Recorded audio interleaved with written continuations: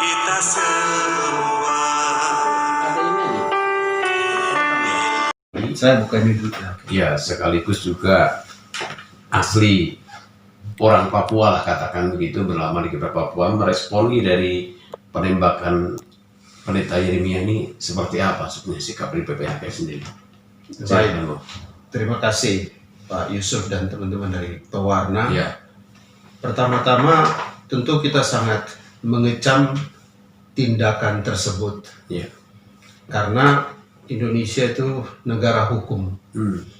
Jadi tidak sepantasnya buat seseorang itu direnggut nyawanya begitu saja. Ya. Nah, saya sebagai Ketua Umum PPHKI dan kebetulan juga orang dari Papua, Ya. betul menyesalkan dan mengecam apa yang terjadi kepada Pendeta Yeremias tersebut. Ya. Dan oleh karena itu, sebagai organisasi Himpunan Profesi Hukum Kristiani Indonesia, kita perlu menyatakan sikap kita, menyatakan sikap untuk mengecam peristiwa tersebut dan sekaligus meminta kepada pemerintah untuk secara serius menindaklanjuti peristiwa ini. Nah, seperti yang kita ketahui, di media massa yang berkembang, terutama yang kita lihat koran dengan jumlah terbesar di Indonesia, koran Kompas, itu yang kita baca. Di Kompas diberitakan bahwa menurut pihak Polri, TNI Polri, pelakunya adalah OPM. OPM. Ya. Tetapi menurut pihak keluarga dan pihak gereja di sana, pelakunya adalah TNI. Nah, ini kan tentunya menimbulkan kebingungan Ya. buat kita semua. Tentu kita tetap harus menghormati prinsip cover both side yang ada dalam dunia jurnalistik. Ya. Oleh karena itu, proses hukum tetap berjalan. Kita tidak dalam posisi untuk menghakimi siapa yang bersalah pada titik ini, Ya. tapi kita mendesak dan dalam press release yang kami sediakan kemarin itu, kita minta kepada pihak pemerintah, Presiden Jokowi, untuk membentuk sebuah tim gabungan pencari fakta. Supaya tim independen yang mencari fakta ini dapat bekerja secara profesional, netral, imparsial. Tidak ada keberpihakan kepada siapapun juga, tetapi kepada kebenaran dan keadilan saja. Kita bilang supaya hal ini di follow up secara serius dan segera. Karena keluarga dan juga banyak orang dalam dan luar negeri memperhatikan persoalan ini. Zaman sudah berubah masalahnya. Zaman sudah berubah. Atas sebuah tindakan apalagi merenggut nyawa orang, itu beritanya sudah tersebar dengan sangat cepat ke berbagai pelosok bumi. Dan disinilah kita berharap pemerintah secara bijak dan sigap mensikapi peristiwa ini dengan pertama membentuk tim gabungan pencari fakta dan kemudian memberikan rekomendasi-rekomendasi yang pas kepada pemerintah, kepada aparat penegak hukum. Nah, di samping itu, sebagaimana kita ketahui bahwa masalah di Papua itu kan sudah cukup lama ada ya, masalah persoalan HAM, pelanggaran HAM. Jadi kita juga minta dalam press release kita itu agar Presiden mengeluarkan keputusan Presiden yang intinya dua, terkait pengurusan terhadap kelompok kekerasan bersenjata atau KKB yang ada di Papua, karena mereka itu kan kelompok kekerasan. Mereka harus diperadabkan atau ditumpas oleh kepolisian, bukan tentara. Bukan tentara ya. Bukan tentara. Ya. Sebaliknya, kalau TNI yang ada di sana, kita berharap TNI lebih kepada kerja sosial atau membantu masyarakat Iya. dan sifatnya bukan TNI Yang berhadapan langsung dengan pihak Hmm. KKB tersebut. Hmm. Seperti halnya orang melakukan kriminal Iya. di wilayah lain Indonesia. Polisi Yang berhadapan sama pelaku kriminal, Hmm. bukan tentara. Iya, iya. Nah, ini yang menjadi concern kita. Dan Ya. kita mau supaya Presiden mengeluarkan kepres. Dan dalam kepres itu diatur pemisahan yang tegas dan jelas. Sehingga menghadapi KKB bukan lagi tentara, Iya. tetapi polisi. Polisi. Hmm. Kita tahu polisi juga kuat. Iya. Polisi. Senjatanya juga lengkap juga. Senjata juga lengkap. Jadi kenapa harus tentara gitu? Ya, ya, ya. Nah, itu yang salah satu yang kita mintakan. Ya. Tapi terkait penembakan pendeta Yeremias, tentu sampai sekarang kita menghormati proses hukum yang ada. Hmm. Kita menghormati proses hukum yang ada. Hanya kita sebagai ormas Kristiani, Ya. kita mendesak kepada Presiden untuk membentuk tim gabungan tersebut dan proses hukum ini agar segera dilakukan. Ya. Ada sebuah hasil yang cepat dan nyata buat masyarakat. Ya. Ya. Dan sebagai orang Papua, kita tahu bahwa di masa-masa sebelumnya ada beberapa kasus yang memang tidak cepat penanganannya. Dan samping itu hal yang seperti ini yang menimbulkan distrust gitu atau ada sedikit percaya ya. iya keraguan gitu. Keraguan. Kenapa sih kalau orang di sana terjadi masalah pelanggaran HAM, penindakannya Lamban, bahkan enggak ya, ada ini ya. keadilan itu seperti tidak didapatkan. Nah, ini semua yang membuat situasi itu menjadi seperti sekarang ini. Ya. Nah, kita lihat sekarang banyak protes-protes yang muncul di sana Ya. dan seterusnya. Seperti itu kira-kira. Ya, tapi PPHKI sendiri kalau selain tadi seruan-seruannya itu ada nggak upaya misalkan melakukan pendampingan? Kebetulan ini kan perkara hukum ini kan, masalah hukum. Ada nggak rencana di situ? Sampai sekarang belum. Belum ya. Belum. Karena kalau bicara pendampingan kan berarti pihak keluarga korban Yang meminta ya harus meminta atau didampingi oleh pengacara. Ya. Ya, kita tahu bahwa keluarga korban kan berada di Lanijaya atau mungkin paling dekat mereka di Jayapura. Ya. Nah, jadi dan di sana juga sudah ada cukup banyak pengacara dan juga untuk katakanlah mendampingi mereka. Ya. Ya. Dan untuk peristiwa seperti ini, menurutku polisi juga akan cepat bertindak. Kenapa? Karena gaungnya cukup besar. Ya. Sudah disorot media ya. Sudah disorot media yang cukup intens. Bahkan masuk di koran Kompas itu kan Iya, udah jadi perhatian khusus nasional, sifatnya udah isu nasional gitu. Jadi kita berharap in case memang kita dimintakan bantuan, kita juga pastinya akan berpikir untuk menolong juga ya. Cuma bicara koordinasi ya akan lebih mudah jika dilakukan oleh pengacara-pengacara yang ada di Papua. Betul Pak? Dalam tim gabungan pencari fakta itu katakanlah siapa saja yang dilibatkan, apakah dalam hal ini ormas Kristen ataupun perkumpulan Kristen dilibatkan, nggak hanya Komnas HAM gitu ya, karena ya kalau TNI Polri juga dilibatkan kan itu juga memang penting, tapi harus ada pertimbangan. Ya, artinya begini Pak, yang kita harapkan adalah orang-orang yang profesional, punya kompetensi, dan imparsial. Tidak ada keberpihakan kepada satu pihak tertentu. Apakah itu kepada pemerintah kah, TNI Polri kah, atau even kepada masyarakat. Tetapi biarlah itu orang yang independen dan profesional. Mengenai siapa-siapa saja, saya kira pihak pemerintah juga bisa meminta masukan dari berbagai komponen yang ada. Tentunya Komnas HAM kita harus menghormati ya. Komnas HAM kan sebuah komisi yang dibentuk untuk hal-hal seperti ini. Dan kita menaruh harapan juga yang cukup besar kepada Komnas HAM untuk merekomendasikan katakanlah figur-figur yang dianggap kompeten, imparsial, dan profesional dalam melakukan penyelidikan katakanlah tentang hal-hal seperti ini gitu. Kalau menjawab pertanyaan Bapak tadi mengenai ormas Kristen misalnya, ya kita tidak sedang mencari panggung untuk hal-hal seperti ini.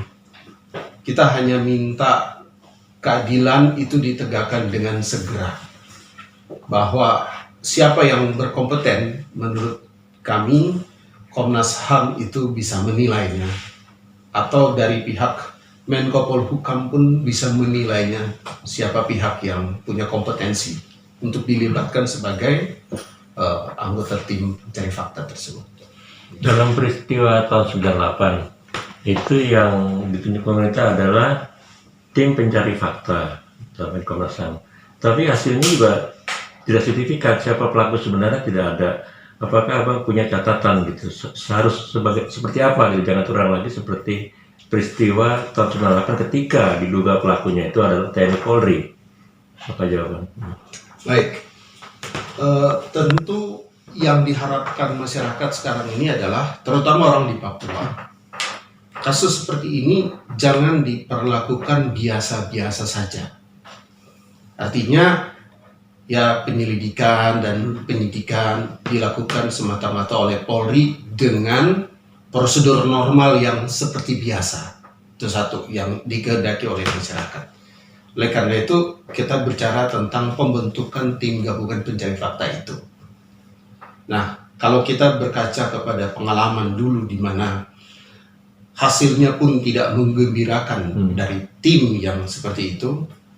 Nah, justru di saat-saat ini, pemerintah mendapatkan kesempatan untuk membuktikan kepada publik bahwa kali ini tidak seperti dulu. Bahwa pemerintah punya itikat baik dan juga keseriusan untuk melakukan penyelidikan yang lebih profesional daripada yang dulu. Tentu kita menghormati proses yang akan dilakukan. Siapapun yang akan ditunjuk, kita harus menghormati itu. Dan apapun hasilnya, yang kita harapkan adalah transparansi juga, Pak. Transparansi itu penting supaya orang-orang yang terkait, terutama keluarga korban, itu juga sense of justice itu mereka dapatkan apapun hasilnya. Jadi kalau dikaitkan katakanlah dengan yang 98 dulu, kita percaya rezim sudah berubah.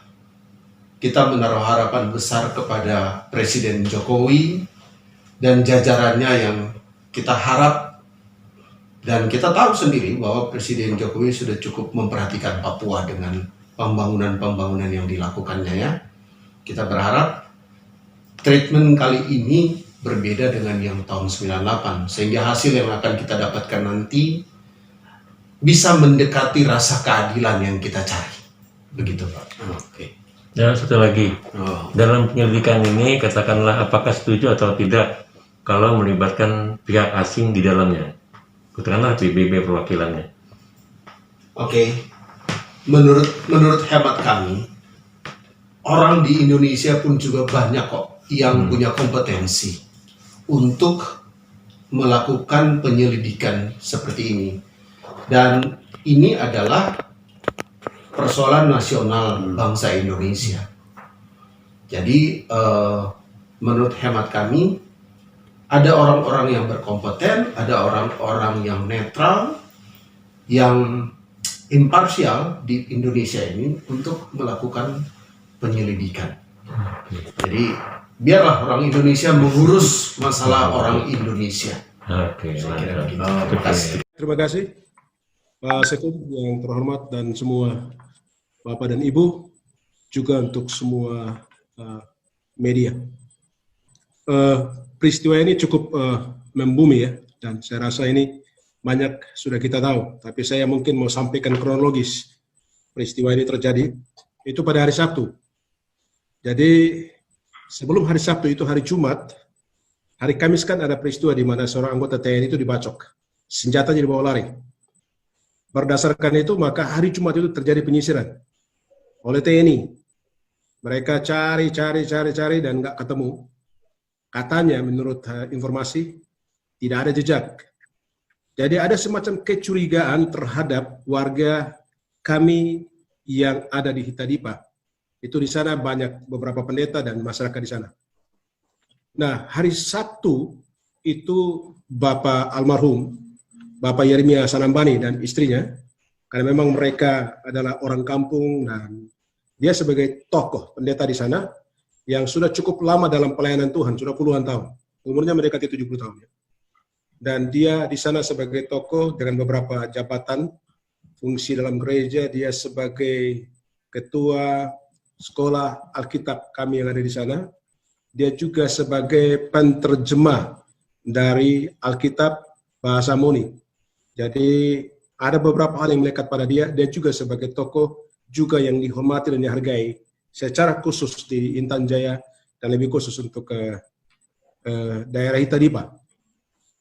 Jadi hari Jumat itu dia dan hari Sabtu dia dan istrinya sore itu pergi ke kandang babi untuk kasih makan babi, ternak piaraan mereka. Karena memang masyarakat kami di sana itu biasanya mereka dari kampung itu ternaknya di sebelah kali. Jadi suami istri ini ke tempat kandang babi bawa makanan. Nah, setelah sampai dekat kandang babi, mereka memang jumpa dengan beberapa anggota TNI. Lalu mereka bertanya, Bapak dan Mama mau kemana? Mereka bilang bahwa mereka bawa makan untuk kasih makan makanan babi, untuk babi. Nah, ada kecurigaan dari anggota TNI, ini untuk kasih makan ternak babi kah, ataukah untuk kasih makan OPM begitu, untuk kasih makan kelompok KKB gitu. Tapi Bapak ini memang orang, dia terus terang bilang bahwa itu tidak. Kami memang betul mau pergi kasih makan babi. Nah, singkat cerita setelah sampai di tempat ternak, nah mereka suami istri setelah kasih makan babi, nah istrinya mengajak beliau untuk pulang. Bapak ini sudah sore, situasi juga kurang kondusif, kurang baik, kita pulang saja. Tapi almarhum bilang, Mama pulang duluan. Saya ada bakar ubi, jadi nanti saya makan, baru saya ikut dari belakang. Jadi cerita ini, sekali lagi sebelum saya teruskan cerita ini cerita ini saya rekam, dan rekaman itu saya sudah kasih juga untuk Pak Ronald di sana sebagai Juru Papua, juga untuk kami punya ketua yang ada di Jakarta, Pak Daniel. Jadi menurut cerita ini, jadi Mama pulang. Setelah Mama pulang sampai di rumah, itu peristiwa penembakan terjadi sekitar jam 6:15. Ada bunyi tembakan di kandang babi. Jadi Mama dia beritahukan ini kepada beberapa teman pendeta yang ada. Wah, ini bunyi tembakan ini saya curiga jangan Bapak ditembak. Jadi pendeta-pendeta itu tegur Mama, Ibu almarhum Ibu Sanambani ini. Lalu mereka tegur pendeta ini. Pendeta ini tegur Mama ini, wah ini sudah sore, sudah malam. Kenapa Bapak dan Mama memberanikan diri pergi kasih makan ternak? Situasi kurang bagus gitu. Dan mereka bilang, sudah kami tidak bisa pergi, ini sudah malam, jadi nanti besok. Nah, istrinya, almarhum ini, dia memberanikan diri untuk pergi. Sampai di kandang babi, melihat bahwa Bapak ini tergeletak. Sudah ditembak. Jadi, kata dia kepada istrinya, aduh Mama, saya sudah ditembak. Jadi dia menceritakan bagaimana sampai dia ditembak. Jadi dia, ada anggota yang datang kepada dia, menanyakan, ini kami sudah cari, kami punya teman yang sudah dibacok senjatanya, kami tidak dapat. Kami curiga bahwa ini Bapak orang yang ambil. Begitu.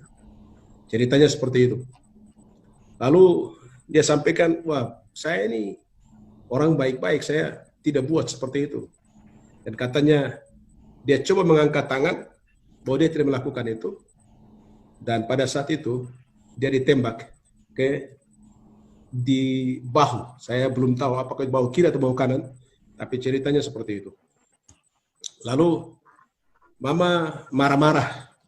Dalam arti dia bilang, saya tadi sudah bilang kalau kita udah pulang, peristiwa ini tidak terjadi. tapi sekarang Bapak sudah ditembak. Bagaimana ini? Jadi dia bilang untuk istrinya, Mama pulang sudah, nanti besok datang baru bawa saya. Nah di saat Mama dia pulang, itu ada 2 ibu dan ada 1 bapak. Biasanya ya masyarakat kami yang ada di sekitar ternak itu, mereka kan buat kandang itu kan, oh ini pendeta punya, oh ini pendeta yang ini punya, jadi mereka tidak terlalu jauh. Nah ada 2 ibu yang rupanya menyaksikan peristiwa itu, waktu beliau ditembak, mereka 2 sembunyi. Begitu. Dan juga ada 1 bapak. Dan setelah tentara melakukan penembakan itu, mereka tinggalkan beliau di situ, mereka menggeser jauh dari situ. Dan pada saat itu, bapak dan 2 ibu itu, juga yang turut menyaksikan peristiwa itu, menemani beliau. Jadi saat beliau ditembak itu, di sekitar jam 6:04 itu, beliau belum meninggal. Dia masih sempat cerita. Jadi mungkin ada hal-hal lain yang sudah diberitahukan. Beliau bicara mungkin dalam bahasanya kepada 2 ibu dan 1 bapak. Saya merasa mereka ini adalah saksi kunci. Jadi beliau menurut cerita dari 2 ibu dan 1 bapak yang menjaga itu, dari jam 6:04 lah dia ditembak, beliau mengembuskan napasnya itu dalam arti meninggal, itu jam 12 malam. Nah setelah itu paginya itu hari Minggu, beberapa pendeta mereka datang ke komandan, kepada Danpos, minta izin untuk mereka pergi melihat pendeta yang tertembak itu. Lalu Danpos menyampaikan bahwa tidak boleh lebih dari 5 orang. Hanya 5 orang yang diizinkan untuk pergi melihat. Dan 5 orang itu mereka datang, tambah dengan istrinya, almarhum, mereka mendapati bahwa beliau sudah meninggal. Dan itu seperti apa mengakhiri napas kehidupannya, itu disaksikan oleh 2 ibu dan 1 bapak itu. Nah, setelah itu mereka bawa jasad itu ke kampung, ke distrik Itadipa itu. Nah, setelah mereka sampai ke distrik Itadipa itu, ada pemberitahuan. Menurut cerita ada surat yang dikirim oleh kelompok KKB. Segera kosongkan Itadipa, oleh karena kami mau masuk. Mereka bilang itu pendeta orang baik. Itu pendeta itu mendoakan tentara, juga mendoakan kami. Kenapa dia harus mengalami seperti itu? Nah, dan mereka, karena itu hari Minggu, mereka tidak bisa beribadah. Juga ada perintah dari pasukan di situ, untuk segera beliau itu juga dimakamkan. Setelah dimakamkan, mereka perintahkan untuk kosongkan itu Itadipa. Tidak boleh masyarakat ada di situ. Jadi mereka terburu-buru. Nah biasanya dalam budaya kami sebagai orang Papua, itu kalau tokoh meninggal begitu, itu tidak cepat untuk dimakamkan. Mereka harus buat perkabungannya, paling 2-3 hari. Tapi dalam situasi seperti itu, jadi mereka makamkan dia secepat-cepatnya. Itu hari Minggu. Jadi sekitar jam 11, mereka makamkan almarhum secara sangat sederhana, dan bisa saya garis bawahi bahwa kurang manusia, tapi karena keadaan. Lalu mereka diperintahkan juga oleh anggota di situ bahwa harus kosongkan kampung atau distrik Itadipa itu. Juga di situ ada seorang petugas mantri Gobogau. Dia juga orang Moni di situ. Dia juga itu diperintahkan oleh komandan pasukan itu untuk tinggalkan Itadipa, dan Itadipa harus dikosongkan. Jadi menurut informasi yang kami terima dari lapangan, sekali lagi saya menggarisbawahi bahwa informasi ini bukan dari lapangan yang kami terima dari jarak jauh, tapi kita bersyukur bahwa saat itu bisa dikonek, Itadipa itu bisa kita telepon bisa masuk. Itulah sebabnya seorang pendeta kami yang saya percayai sebagai sumber juga, pendeta Henok Bagau, dia coba kontak dengan masyarakat di situ, dan ini yang saya input berita itu. Jadi pendeta yang turut memakamkan jasad almarhum itu informasi langsung dari beliau. Dan pada jam 2 siang hari Minggu itu mereka tinggalkan Itadipa, dalam arti Itadipa sudah nggak ada masyarakat lagi di situ. mereka mengungsi ke hutan-hutan, mereka mengungsi ke kampung-kampung yang bisa dikatakan itu sekitar 5-6 jam harus jalan kaki. Nah, kondisi terakhir seperti itu situasi di Hitadipa. Jadi sekali lagi bahwa ini sumber informasi dalam pertemuan dengan Pak Pangdam dan Kapolda kami pada hari Sabtu yang lalu itu sudah kami sampaikan hari Senin ya, yang lalu hari Senin. Ya, saya sudah sampaikan informasi ini juga. Dan juga ada pernyataan sekaligus penyerahan tentang kronologis peristiwa di mana beliau ditembak itu juga informasi dari keluarga dekat yang diserahkan langsung oleh DPRD, anggota DPRD Kabupaten Intan Jaya. Itu ketua DPR-nya Komisi 1. Komisi 1 itu dia juga adalah orang Hitadipa asli yang juga menceritakan, dan kami plot cerita itu dapat dibenarkan. Saya sudah sampaikan 95%. Sekali lagi saya garis bawahi 95% bahwa berita ini diduga kuat itu dilakukan oleh anggota TNI dapat dibenarkan. Kenapa? Karena informasi kami terima langsung dari lapangan dan masih ada saksi-saksi yang ada. Nah, oleh sebab itu dengan semua situasi yang jadi kami sangat sesalkan karena memang sekali lagi bahwa dia sebagai tokoh yang dihormati. Saya sudah sampaikan kepada Pak Kapolda bahwa ada gerakan moral yang terjadi dengan peristiwa kematian seorang tokoh ini. Dan gerakan itu seperti apa saya bilang, itu ada ibadah-ibadah duka yang dilakukan baik di Timika, di Nabire, di beberapa titik. Nah, itu sebagai gerakan moral masyarakat begitu mereka melihat bahwa hilangnya tokoh yang begitu penting. Secara khusus bagi kekasih-kekasih kami orang Ngoni. Nah, oleh sebab itu dengan semua peristiwa yang jadi sangat kami harapkan, terima kasih untuk PGI di pusat yang coba membuka diri, memfasilitasi. Kita perlu mengangkat ini ke permukaan sekali lagi. Ini luka yang cukup dalam, yang terus dari waktu ke waktu yang sedang terjadi di Papua. Ini baru peristiwa satu sudah jadi lagi. Saya pikir ini bukan baru kali ini. Tapi ini begitu banyak teriakan dan air mata dari Papua. Oleh sebab itu, yang sangat kami harapkan, yang pertama saya sudah sampaikan bahwa bagaimana supaya situasi Hitadipa itu dikondisikan bisa baik. Saya tidak tahu kenapa sampai TNI begitu hebat untuk bisa menyuruh masyarakat keluar dari Hitadipa. Ini kampung halaman mereka turun-temurun. Kalau mereka sudah tinggalkan Hitadipa, terganggu secara ekonomi, pasti mereka lapar. Pendidikan nggak jalan. Yang lebih fatal lagi, ingatlah bahwa Injil itu kekuatan Allah. Yang sudah merubah masyarakat itu, mereka menjadi masyarakat yang baik. Lalu kalau hari Minggu mereka tidak beribadah, kami merasa ini sesuatu yang luar biasa. Nah, oleh sebab itu, dalam waktu ini, dalam kesempatan ini, kami sedang berteriak minta tolong. Yang pertama, saya sangat mengharapkan supaya Hitadipa itu, itu dipulihkan. Dalam arti masyarakat harus kembali ke kampungnya. Mereka harus bekerja, mereka punya pertanian, mereka harus kembali dengan mereka punya peternakan. Dan mereka harus ada di situ untuk beribadah kepada Tuhan. Saya rasa itu hal yang penting sekali yang saya perlu garis bawahi. Dan terima kasih untuk semua teman-teman. Terima kasih untuk dari PGI yang memfasilitasi ini. Saya tentu saja mengharapkan bahwa dengan kita mempublikasikan berita ini, sangat kita harapkan perhatian penuh dari pemerintah. Secara khusus Bapak Presiden, mungkin para kabinet, kalau bisa betul-betul mereka melihat hal ini sebagai sesuatu yang penting. Dengan terjadi hal ini, kami mau supaya kalau bisa mereka datang melihat situasi di Hitadipa itu seperti apa. Mungkin perlu dibentuk. Saya sangat mengharapkan bahwa ini perlu dibentuk tim investigasi secara gabungan atau tim investigasi yang terdiri dari semua pemangku jabatan ada di situ untuk kita bisa turun melihat. Dan sekali lagi Hitadipa perlu dipulihkan. Saya kira Pak Petrus juga sudah menjawab pertanyaan teman dari CNN tadi. Sampai saat ini belum ada pemeriksaan kepada 3 saksi karena mereka dipaksa untuk segera tinggalkan Hitadipa dan jenazah tidak bisa diotopsi karena di pedalaman tidak ada rumah sakit, bahkan dipaksa untuk dimakamkan dengan cepat.